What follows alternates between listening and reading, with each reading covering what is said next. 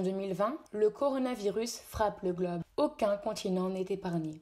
La crise sanitaire constitue un choc jusque-là inédit depuis le processus de globalisation qui s'est affirmé dans les années 80. De cette crise sanitaire en découle une perturbation des chaînes de valeur mondiales avec les difficultés chinoises puis européennes. La fermeture des frontières progressives puis des économies dans un repli souverainiste inédit en l'espace de 50 ans, puisqu'en effet, en réponse à ce brusque arrêt des chaînes de production globales, les économies nationales et régionales, c'est-à-dire à l'échelle d'un continent, relocalisent la production et le Made in Home connaît son essor inédit depuis la première mondialisation. Les échanges commerciaux avec les aires extérieures ont donc quasiment disparu. Ce mouvement de souverainisme commercial ouvre donc la voie à une limitation des échanges en tout genre. Pour faire face à ce nouvel ordre mondial, les pays décident de s'allier à leurs voisins afin de pouvoir échanger entre eux et de commercer puisqu'un pays ne peut subvenir aux besoins de sa population seule. Ainsi, les pôles ou aires régionales qui émergent sont, comme l'on peut le voir sur la carte, l'Europe en rouge, accompagnée de la Russie. Cette alliance peut paraître en effet surprenante de prime abord, puisqu'au vu de la position géographique de la Russie, on aurait pu penser que celle-ci se tournerait vers l'Asie, en particulier vers la Chine, d'autant plus qu'avant la crise du coronavirus, ces deux puissances émergentes développaient leurs partenariats commerciaux, tels que, comme par exemple, le montre le feu vert de la Russie à Huawei pour développer la 5G sur son territoire. Cependant, la méfiance caractérise les relations sino-russes, et ces deux puissances sont davantage complices qu'alliées. En effet, les deux puissances se jalousent et voient un rival en l'autre. Or, la crise du coronavirus a intensifié les tensions entre les deux pays émergents. Ainsi, l'alliance russo-européenne est surtout pragmatique. La Russie rejoint l'ère européenne afin de pouvoir commercer avec cette dernière et de ne pas dépendre d'une Chine aux appétits impériaux, tandis que l'Europe compte sur la Russie pour son approvisionnement en gaz et pétrole. Ainsi, leur alliance permet de constituer une grande Europe. Cette grande Europe s'élargit au Maghreb et au Grand Maghreb, comme l'on peut le voir sur la carte. Ces deux régions, le Maghreb et le Grand Maghreb, s'insèrent logiquement dans cette ère européenne de par leurs influences culturelles occidentales héritées de la colonisation. On insiste ainsi à la création d'une Europe fédérale et unie qui fait face aux difficultés internes puisque n'ayant plus d'autre choix que de s'allier. Les gouvernements nationaux perdent donc en influence au profit du gouvernement européen qui acquiert un pouvoir politique inédit. De leur côté, les États-Unis, qui avaient déjà avant la crise du coronavirus une vision très différente de celle de l'Europe, décident de s'allier avec les pays de l'ALENA, soit le Canada et le Mexique. Ainsi, cette ère se constitue avant tout par pragmatisme, puisqu'en effet, les États-Unis décident de s'allier avec les pays de l'ALENA par souci d'approvisionnement, ici encore, en pétrole et en gaz, ne pouvant subvenir à ses besoins sur le long terme. La Chine, quant à elle, décide de s'allier avec l'Inde, les Corées, le Japon, ici encore par pragmatisme. Mais cette ère est instable, due aux fortes rivalités et tensions qui l'animent. Nous y reviendrons plus tard. Cette ère est figurée ici sur la carte en violet. Les autres ères se constituent non pas par choix, mais en tant que nécessité vitale, ne pouvant plus dépendre des autres continents pour assurer leur survie et leur approvisionnement. On retrouve parmi ces ères le Moyen-Orient, composé de l'Égypte et de la Turquie, ce qui est logique car dès les années 2000 et l'arrivée au pouvoir de l'AKP, la Turquie décide de se tourner vers le Moyen-Orient. Cette ère est représentée sur la carte au contour marron. Les autres aires à se former sont celles de l'Afrique subsaharienne, de l'Asie centrale, composée de l'Afghanistan et du Pakistan, qui rejoint cette ère et ne reste pas dans la sphère d'influence de l'Inde, puisque celle-ci continue à réprimer sa population musulmane et les tensions entre les minorités musulmanes et les hindous s'enveniment après la crise du coronavirus.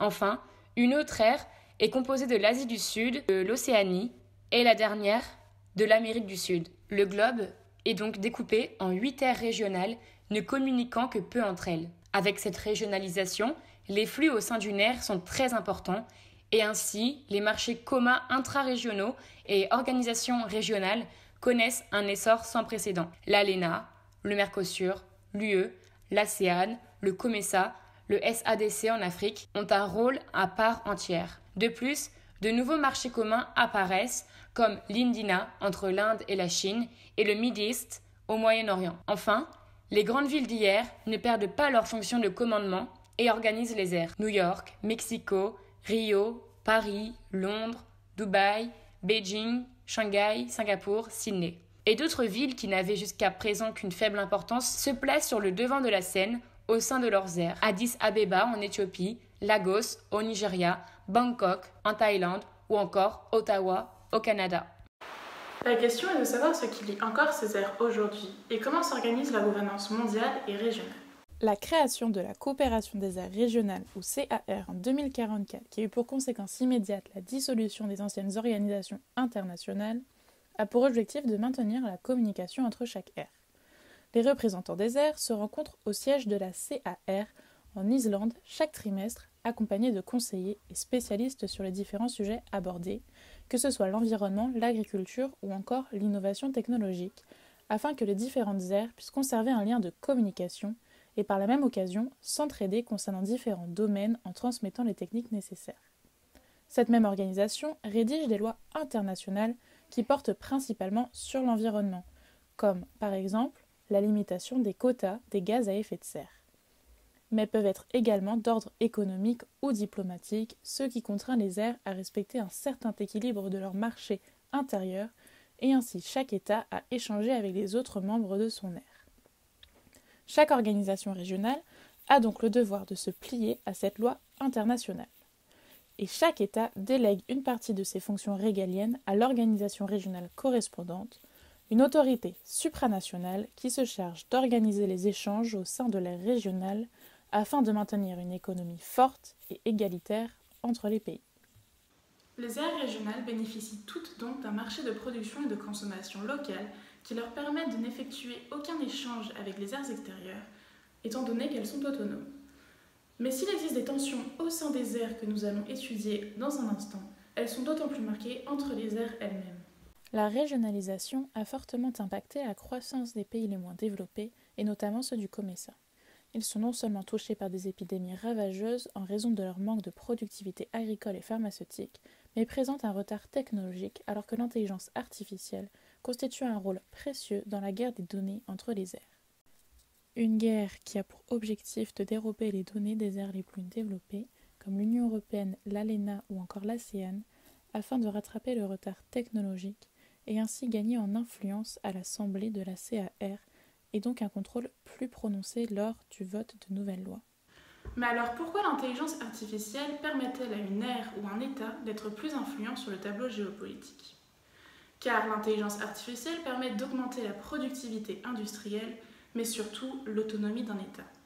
Car ce qui constitue une puissance en 2050, c'est la capacité d'un État à influencer sur sa gouvernance régionale, son taux de participation dans la recherche et le développement de la nouvelle technologie, et son degré d'autonomie. Il existe donc un fort contraste entre les aires régionales du Nord, l'ALENA, l'Union européenne et l'ASEAN, et les aires régionales du Sud, le Med-East, le COMESA, l'Indina et le Mercosur, qui peinent à se faire entendre à la CAR pour voter des lois dans leurs intérêts. Mais la constitution des aires n'aura pas su profiter à tous et a été le point de départ d'une crise sans précédent dans deux régions du monde, l'Asie de l'Ouest et le Moyen-Orient. Qui aurait cru que cette constitution en aires, supposée apporter prospérité et stabilité pour les pays qui la composent, allait générer dans certains pays du globe l'une des plus graves crises de leur histoire ? Alors que la relation tumultueuse semblait s'être calmée pendant quelques années entre l'Arabie Saoudite et le Yémen, la frontière semble de nouveau être réarmée. L'Arabie Saoudite pourrait bien relancer sa conquête de l'or noir chez son voisin. Ce dernier est quant à lui bien en difficulté, alors qu'il se pensait protégé par le pacte militaire qu'il avait signé avec l'Iran, la Syrie, l'Irak et le Liban. Une attaque de cette puissance pourrait lui être fatale. Déjà en proie à la famine, la stabilité politique de ce pays pourrait de nouveau être enrayée.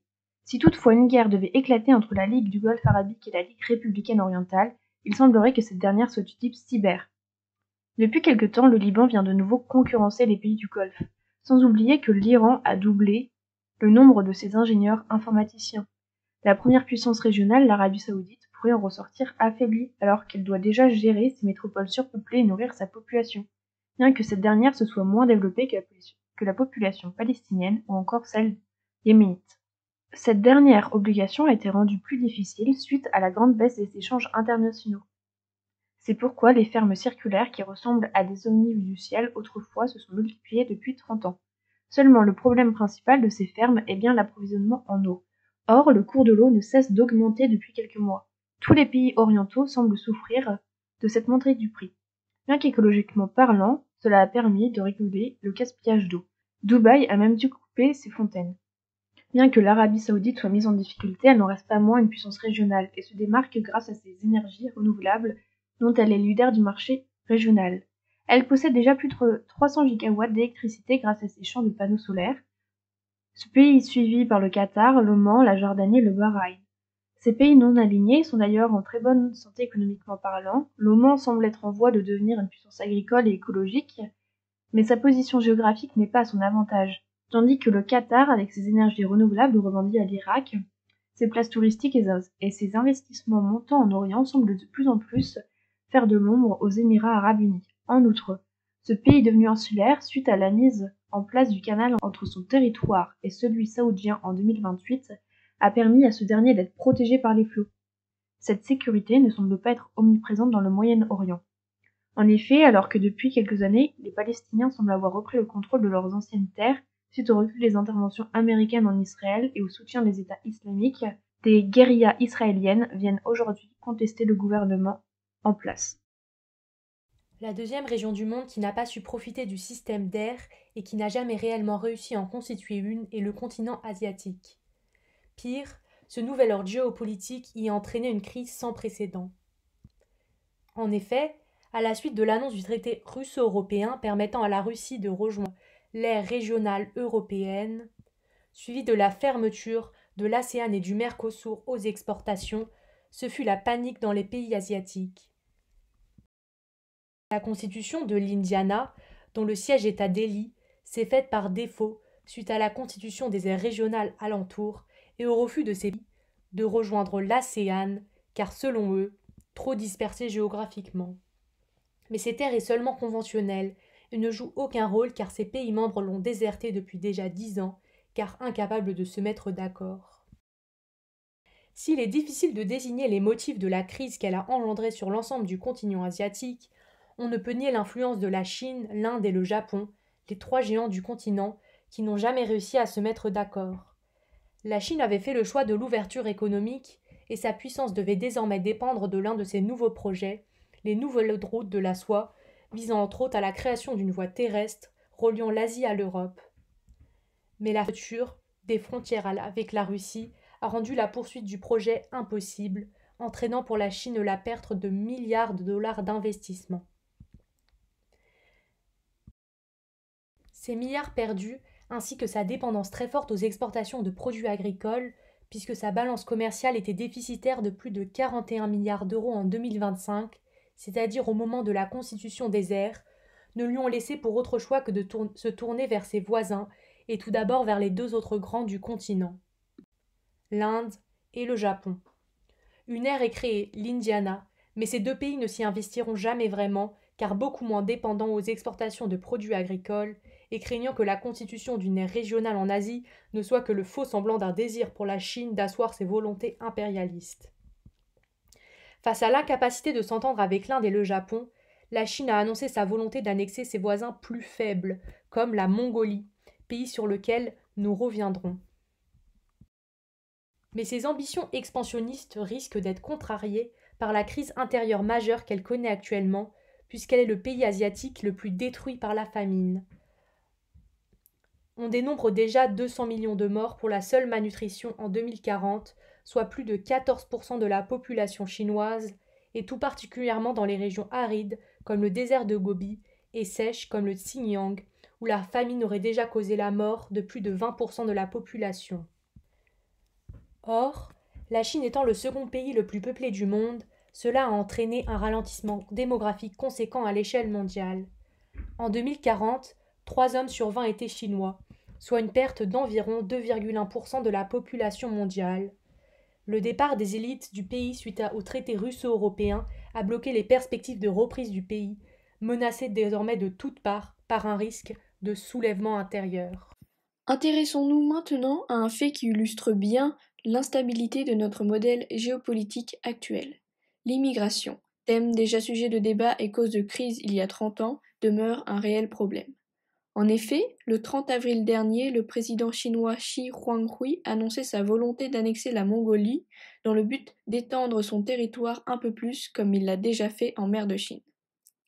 Depuis cette annonce, ce sont des milliers de Mongols qui fuient le pays dans l'espoir d'une vie meilleure, conscients que l'autorité de Beijing ne ferait que leur nuire et que le gouvernement mongol en place ne saurait lui résister. 2000 Mongols ont donc été arrêtés au nord-ouest de la frontière russo-mongole ce vendredi 15 mai 2050, essayant de fuir la misère de leur pays. Et la répression n'est pas des moindres, puisqu'aucune coopération n'existe entre les gardes frontaliers des différentes aires. Chacun use des moyens qu'il dispose et le recours à des pratiques parfois inhumaines ne sont pas rares. Dans un litige comme celui-ci, la CAR n'a quasiment aucun pouvoir, comme cela s'est produit lors de la tentative d'intervention au Moyen-Orient pour calmer les guérillas israéliennes. Ainsi, la Chine prône pour la cohésion au sein de son territoire, quitte à commettre des exactions. L'Europe paraît, elle, plus diplomate, comme à son habitude, et tente de compenser et de trouver un compromis avec la Chine. Ainsi, lors d'une réunion à huis clos, les deux dirigeants se sont mis d'accord car une situation comme celle-ci ne peut être permanente pour le peuple mongol. La Mongolie intégrera donc l'Union européenne en échange d'une surveillance renforcée et accrue des frontières européennes qui devra renvoyer tout Chinois voulant fuir son pays. 30 ans plus tôt, ce scénario aurait pu être l'inverse avec l'avancée du projet des nouvelles routes de la soie auquel tout pays voisin de la Chine voulait y participer. Mais c'est finalement une toute autre histoire qui s'est écrite et tous fuient l'ère asiatique. C'est ainsi que se dessine un tableau géopolitique mondial sur la base d'aires régionalisées. Le dialogue souvent difficile entre les aires l'est d'autant plus lors des sommets de la CAR. Certaines aires, comme l'Europe, sont mieux organisées que d'autres, car peut-être étaient-elles mieux préparées. Et ainsi leur croissance est d'autant plus rapide.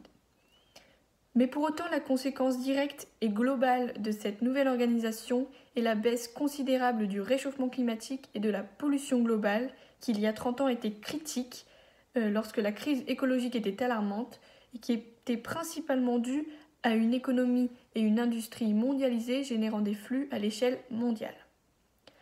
Ainsi s'achève notre nouveau numéro du Dessous des cartes. Je vous donne rendez-vous la semaine prochaine, même endroit, même heure. Et d'ici là, n'oubliez pas de consulter notre site internet de Norois. À bientôt!